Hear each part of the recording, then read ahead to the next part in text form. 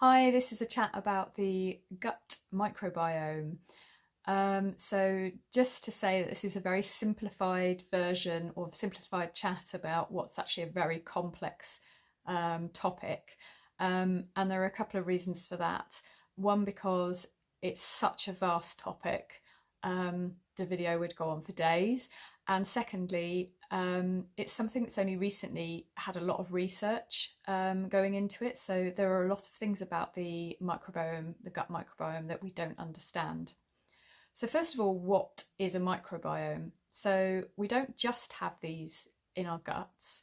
The skin is a microbiome, our mouths are a microbiome, and basically it's like a mini ecosystem that harbours a lot of microbes. We hear a lot about bacteria, but you've also got viruses, fungi, protozoa, and a lesser known one called archaea in the microbiome as well. And these all play a big part in the overall health of ourselves and of our animals, our dogs and cats. There's been a lot of focus on bacteria, and as such, scientists think that they have narrowed down types of bacteria that are beneficial for gut health. So that would be groups such as bifidobacterium and lactobacillus. And then types of bacteria that might be responsible for gastrointestinal disease would be things like Escherichia and Clostridium. But it's not always as simple as that, so I will chat about that again later. But why our gut is so important is that it's not just there to function for digestion and for breaking down our food. It's actually a major organ for our immune system. You might have also heard of the gut-brain axis, and it's thought that there is a link between gut health and diseases such as depression and anxiety.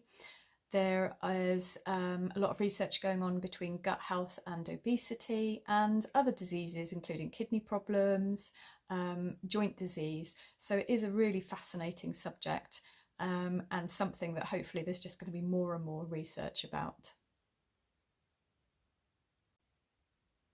So obviously this has led to an interest on how we can modulate the gut to improve the health of ourselves and our dogs and cats. And there are many factors that actually affect the gut microbiome. So diet is obviously one of them, but it's also down to genetics, breed, age, sex, and environmental conditions as well. So there are lots of different factors at play. When it comes to diet, it's fibre and protein that seem to have the main effect on the gut microbiome. And there are now a few studies on dogs and cats that show that there are differences between different types of diets and the gut health of those animals fed on them. So, for example, there are differences in the gut microbiome between animals fed on a dry diet compared to a raw diet. There are differences between animals fed on a plant-based diet compared to a meat-based diet, and a cooked fresh food diet and a dry diet as well. So generally, when we're looking at differences, we're looking at the richness and diversity of the bacteria, the microbes in the gut. And it's generally assumed that the more diverse the gut is, the healthier it is, the more likely it can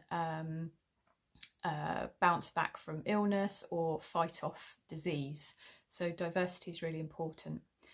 However, there is some argument that we need to be looking at functional diversity, not just diversity as a sort of snapshot. So what exactly do I mean by that? What I mean by that is that in humans, for example, two humans can have 45% of the same bacterial species in their gut. So less than half might be the same. However, they've got 82% of the same metabolic pathways going on in the gut. Now, what that means is that different bacteria are taking on different or the same functional roles as other bacteria.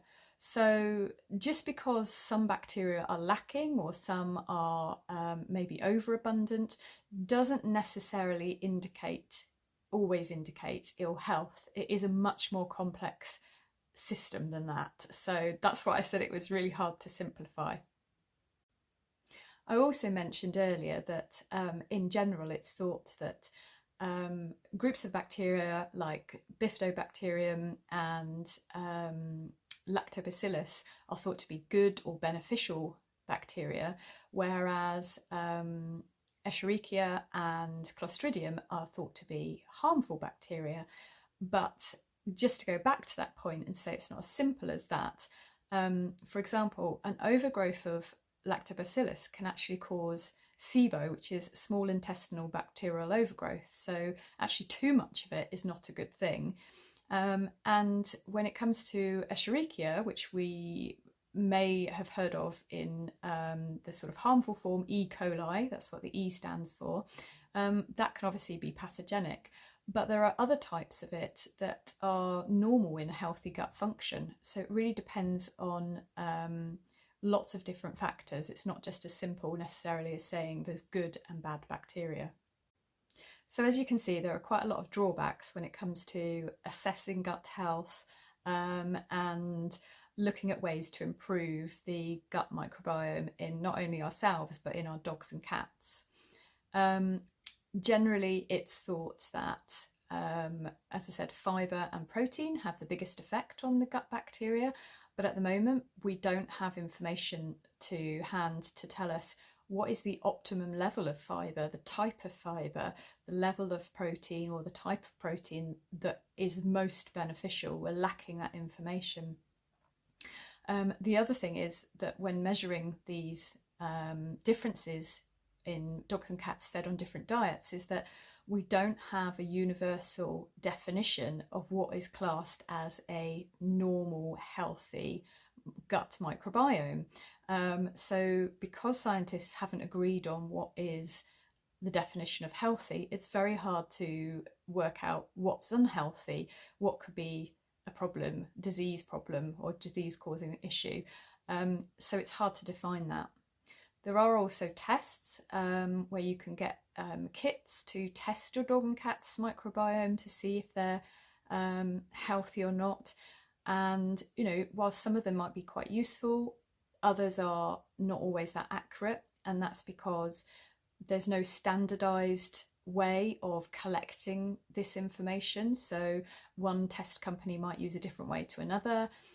The analysis of the information that comes out can be tricky to analyze, but also it may not be accurate and it may be very different to another test. So comparing tests, if they're not all validated and standardized in the same way, is very, very difficult. So it's quite a hard subject to cover in a very short video, but I hope that's given you like a little snapshot of the gut microbiome and some of the challenges that we're being faced with at the moment. It's a really, really exciting area of research, and I think we will just find out more and more about it and how we can use it to improve our gut health. One of the ways that we're looking at that at the moment is you'll probably see things or hear about probiotics, prebiotics, and I've already posted a short video on that, so feel free to check that out. But yeah, I hope that has been helpful, and I'm excited for any future updates on the microbiome and how it can help.